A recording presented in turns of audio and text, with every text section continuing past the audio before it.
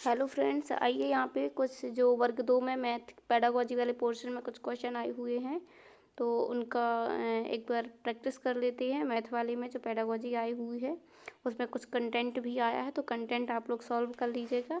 मैं यहाँ पे पेडागोजी में पेडागोजी के जो क्वेश्चन पूछे हैं वहाँ पे फास्ट जितने भी पेपर हुए हैं मैथ के, तो उनमें से पेडागोजी जो आई हुई है वो मैं करवा देती हूँ, ठीक है।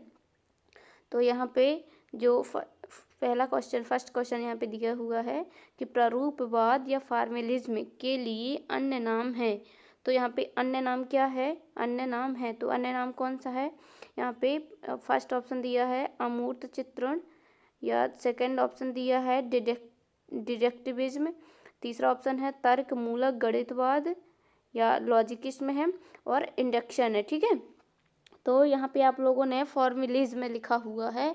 फॉर्मलिज्म यानी फॉर्मूला यानी नियम, ठीक है। तो नियम से उदाहरण की ओर कौन सी विधि चलती थी? नियम से उदाहरण की ओर निगमन विधि। निगमन विधि को ही डिडक्टिव मेथड कहते थे। तो आगमन और निगमन विधि को हिंदी और इंग्लिश में क्या बोलते हैं? आगमन को इंडक्टिव मेथड और निगमन को डिडक्टिव मेथड, ठीक है। तो यहाँ पे डिडक्टिविज्म ये राइट आंसर हो जाएगा, ऑप्शन नंबर बी। चलिए नेक्स्ट क्वेश्चन पे चलते। नेक्स्ट क्वेश्चन है यहाँ पे, निम्नलिखित में से कौन सा क्रम विनिमय गुण की व्याख्या करता है? ये क्रम विनिमय गुण वाले ऑप्शन मैंने अभी करवाया हुआ है। तो हाँ, ये क्रम विनिमय गुण वाली की जो बताया हुआ था मैंने, तो आप देख लीजिएगा, अभी वीडियो पड़ा है। तो इसमें क्या करना है कि क्रम विनिमय गुण ये तो योग में और गुणन में ये फॉलो होता है, योग में और गुणन में, ठीक है। तो इसमें क्या होता है कि इसके जो ये कैसे चलता है कि a प्लस बी बराबर होगा b प्लस ए के, यानी कि ये इसको पलट देंगे, इसका स्थान बदल देने से भी ये आपस में एक दूसरे के बराबर होते हैं। इसी तरह गुणन में होता है, यदि गुणन में करना है तो गुणन में भी हो जाता है, कैसे कि a इंटू बी, यहाँ पे b इंटू ए, ये ऐसे, ये क्रम विनिमय का गुण है, ठीक है। तो यहाँ पे ऑप्शन नंबर बी राइट हो जाएगा। चलिए नेक्स्ट क्वेश्चन यहाँ पे दिया हुआ है कि निम्नलिखित में से कौन सा कथन संख्या के संबंध में सत्य है? तो फर्स्ट ऑप्शन है प्रत्येक संख्या एक का घटक है, सत्य बताना है, ठीक है। तो प्रत्येक संख्या एक का घटक है, प्रत्येक दिया हुआ है। दो एकमात्र विषम अभाज्य संख्या है, ये विषम नहीं है, ये तो सम है, तो ये गलत हुआ है, और ये भी फर्स्ट ऑप्शन भी गलत है। दो सबसे छोटी अभाज्य संख्या है, एक अभाज्य संख्या, एक ना तो अभाज्य संख्या है ना ही भाज्य संख्या है, तो ये ऑप्शन गलत हो गया। अब यहाँ पे राइट ऑप्शन हो जाएगा कि दो सबसे छोटी अभाज्य संख्या है। इसको ऐसे भी बोल सकता है कि केवल दो एक ऐसी संख्या है जो सम है और अभाज्य है, ठीक है। तो यहाँ पे राइट ऑप्शन सी हो जाएगा। नेक्स्ट क्वेश्चन पे चलते हैं। यहाँ पे नेक्स्ट क्वेश्चन है, महाभास्करीय 18वीं शताब्दी में पूर्ण किया गया एक खगोलीय कार्य है जिसे खाली स्थान द्वारा लिखा गया। किसके द्वारा लिखा गया? आर्यभट्ट सेकंड के द्वारा, श्रीधर के द्वारा, भास्कराचार्य के द्वारा, रामानुजन के द्वारा। तो ये फैक्चुअल है, यहाँ पे ये श्रीधर आंसर हो जाएगा। श्रीधर ने भास्करीय 18वीं शताब्दी में खगोलीय कार्य में लिखा था, ठीक है। तो यहाँ पे ऑप्शन बी राइट हो जाएगा। ये 9th की बुक से, NCERT जो 9th की बुक है वहाँ से सब आया हुआ था। नेक्स्ट क्वेश्चन है यहाँ पे, नेक्स्ट क्वेश्चन है बढ़ते पौधों से संबंधित है। खाली स्थान बढ़ते पौधों से संबंधित है। प्राकृतिक संख्याएं, वास्तविक संख्याएं, फिबोनाची संख्याएं और परिमेय संख्याएं। तो यहाँ पे राइट बताना है आपको। राइट क्या हो जाएगा? यहाँ पे आंसर हो जाएगा फिबोनाची संख्या या Fibonacci number, option number C right हो जाएगा। क्या हो जाएगा? ऑप्शन नंबर सी यहाँ पे राइट हो जाएगा। अच्छा, ये फिबोनाची नंबर को क्या बोलते हैं? हेमचंद की संख्याएं भी बोलते हैं। क्या बोलते हैं? हेमचंद की संख्या, इसी को हेमचंद की संख्या भी बोलते हैं। ये कैसे होती हैं कि जो होते हैं नंबर, ये बढ़ते पौधे से संबंधित है, ठीक है। तो बढ़ते पौधे से कैसे? जैसे यहाँ से पौधे की एक डाल गई, ठीक है, तो ये ऐसे जाएगी और ऐसे जाएगी, 2 में बटी, फिर ये एक 2 से बट जाएगी ऐसे, फिर ये भी 2 से बटेगी, इसी तरह ये 2 से बढ़ती जाएंगी। ये है फिबोनाची नंबर। तो ये बढ़ते पौधों से संबंधित हैं, ठीक है। अब ये कौन कौन से नंबर हो सकते हैं, आपके मन में ये भी आया होगा कि ये फिबोनाची नंबर कौन कौन से नंबर हो सकते हैं। तो कौन कौन से नंबर हो सकते हैं कि सबसे पहले इसको तो ऐसे बोलते हैं कि पीछे 2 नंबरों के योग से ये संख्याएं बनती हैं। फिबोनाची नंबर कैसे बनती हैं? पीछे 2 नंबरों के योग से, यानी कि सबसे पहले 0 लेते हैं और 1 लेते हैं, ठीक है। तो अब 0 और 1 को ऐड करेंगे तो कितना आएगा? 1 आएगा। फिर 1 और 1 को ऐड करेंगे तो 2 आएगा। फिर 2 और 3 को ऐड करेंगे तो 2 और 1 को ऐड करेंगे तो 3 आएगा। फिर 3 और 2 को ऐड करेंगे तो 5 आएगा। 5 और 3 को ऐड करेंगे तो 8 आएगा।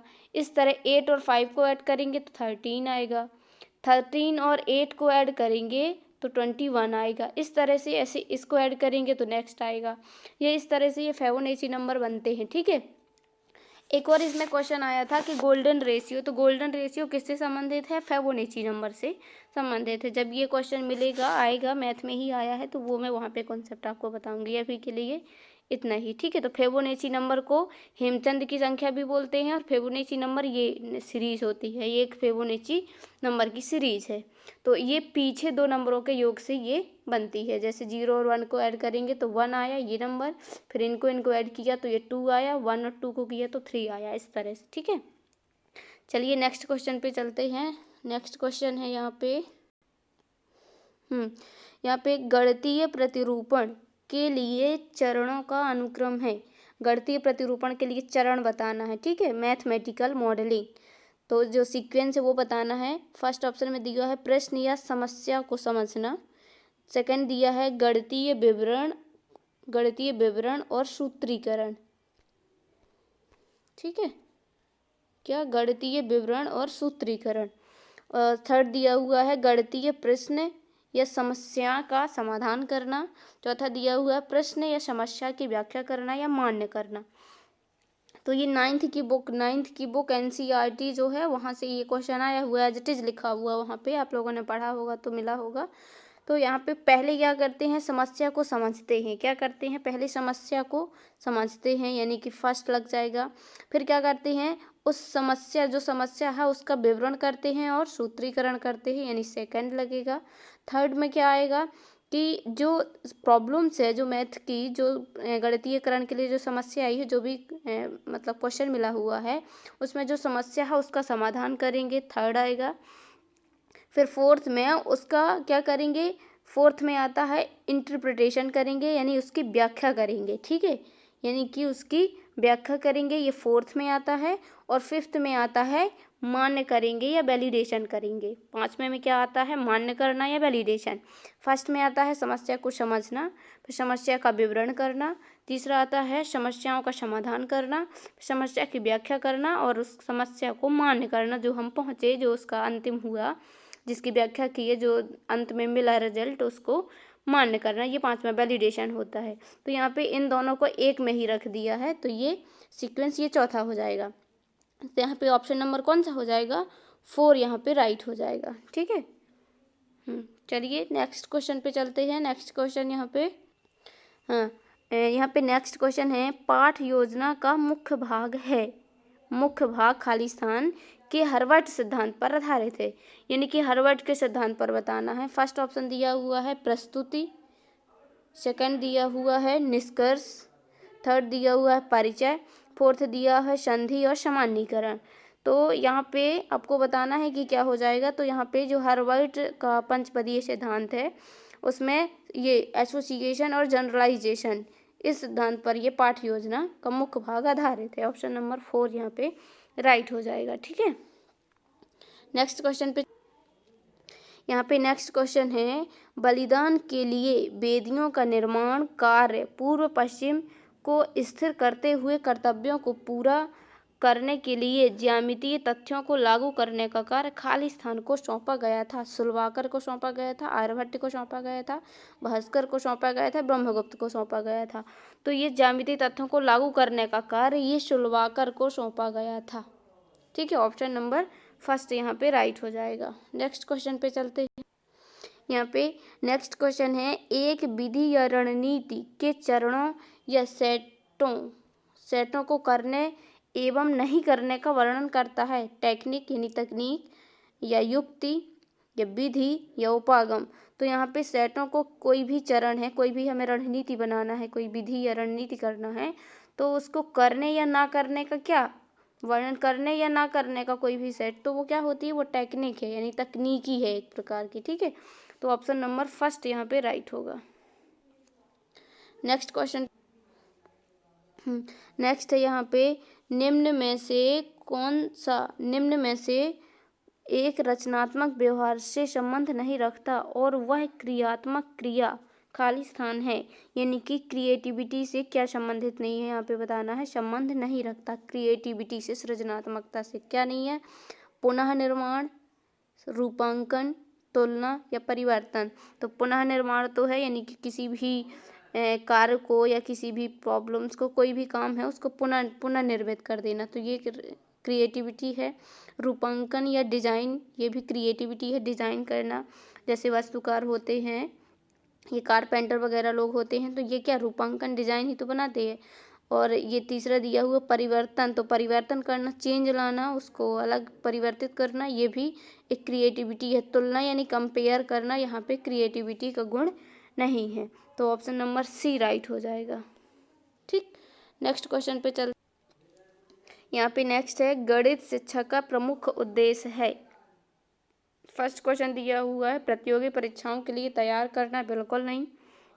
बच्चों की विचार प्रक्रिया का गणितीयकरण करना, ठीक है। प्रश्नों को सुलझाना और संगणनात्मक कौशल में सुधार करना, तो ये कुछ नहीं है, ये सेकंड ऑप्शन सही हो जाएगा। ठीक है, यदि अपन को बीच में कोई ऑप्शन राइट मिल भी रहा है, यानी कि जैसे हमने फर्स्ट को पढ़ा गलत है, सेकंड को पढ़ा ठीक है, राइट है लग रहा है, तो भी लास्ट के 2 ऑप्शन पढ़ना है, क्योंकि पेडागोजी में ये ऊपर के भी सही रहते हैं। यदि इससे कोई और सटीक और सही लग रहा है तो वो आंसर माना जाएगा। ठीक है, तो चारों ऑप्शन ध्यान से पढ़ना है। चलिए नेक्स्ट क्वेश्चन पे चलते हैं। यहाँ पे नेक्स्ट क्वेश्चन है, माइक्रो शिक्षण कक्षा के आकार और कक्षा के समय में शिक्षण संघर्ष की न्यूनता है, इसे खालिस्तान के द्वारा कहा गया है। तो किसके द्वारा कहा गया है, ये माइक्रो शिक्षण लिखा हुआ है, तो ये D.W. एलन ने कहा था। ठीक है, किसने कहा था, D.W. एलन ने। यानी कि माइक्रो टीचिंग या सूक्ष्म शिक्षण, इसी को हिंदी में सूक्ष्म शिक्षण बोलते हैं। क्या बोलते हैं, सूक्ष्म शिक्षण। ठीक है, तो इसे सूक्ष्म शिक्षण कहते हैं। तो ये लिखा हुआ है सूक्ष्म शिक्षण, D.W. एलन ने दिया था। और ये भारत में किसने दिया था, भारत में कौन लेके आया था, तो B.K. पासी। ठीक, कौन लेके आए थे, B.K. पासी। माइक्रो टीचिंग में 36 मिनट का टाइम लगता है। कितनी स्टेजेस में, 6 चरण होते हैं इसके, और प्रत्येक चरण में 6 मिनट लगता है, तो टोटल टाइम 36 मिनट का होता है। ठीक है, पिछली बार यूपी टेट में ये क्वेश्चन पूछा हुआ था कि माइक्रो शिक्षण में या सूक्ष्म शिक्षण में या माइक्रो टीचिंग में कितना टाइम लगता है, तो 36 लगता है। ठीक है,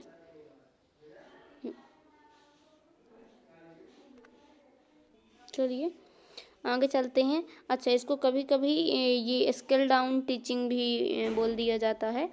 ये लिखा हुआ है स्किल डाउन टीचिंग, तो स्किल डाउन टीचिंग भी माइक्रो टीचिंग को ही या सूक्ष्म शिक्षण को ही कभी कहीं नाम मिल जाता है। अभी एक क्वेश्चन मिला था मुझे कि स्किल डाउन टीचिंग कौन सी है, इसमें अचानक आकस्मिक कमी आ जाती है टाइमिंग में, स्केल डाउन टीचिंग नाम लिखा हुआ था इंग्लिश में, तो वहाँ पे सूक्ष्म शिक्षण आंसर था। ये क्वेश्चन मिलेगा तो मैं लेके आऊँगी, तो ये ध्यान रखिए कि इसको स्केल डाउन टीचिंग भी नाम दे सकते हैं, या माइक्रो शिक्षण या सूक्ष्म शिक्षण या माइक्रो टीचिंग। 36 मिनट का टाइम ड्यूरेशन होता है, 6 मिनट का, और ये D.W. एलन लेकर आए थे और भारत में B.K. पासी लेके आए थे। ठीक है, चलिए आगे चलते हैं। यहाँ पे नेक्स्ट क्वेश्चन दिया हुआ है कि निम्नलिखित में से किसे गणित पाठ्यक्रम व्यवस्था में सबसे उपयुक्त दृष्टिकोण माना जाता है, माना वैज्ञानिक को, सामायिक को, एकात्मक को, या सर्पिल को। तो जो स्पाइरल होता है ये गणितीय पाठ्यक्रम का एक उपयुक्त दृष्टिकोण माना जाता है, तो ऑप्शन नंबर डी यहाँ पे राइट हो जाएगा। ठीक है, नेक्स्ट यहाँ पे दिया हुआ है निम्नलिखित में से कौन सा संज्ञानात्मक क्षेत्र से संबंधित है? संज्ञानात्मक क्षेत्र से संबंधित बताना है। महत्व देना, लागू करना, ग्रहण करना या प्रतिक्रिया देना। ये ब्लूम की टैक्सोनॉमी से आया हुआ क्वेश्चन है।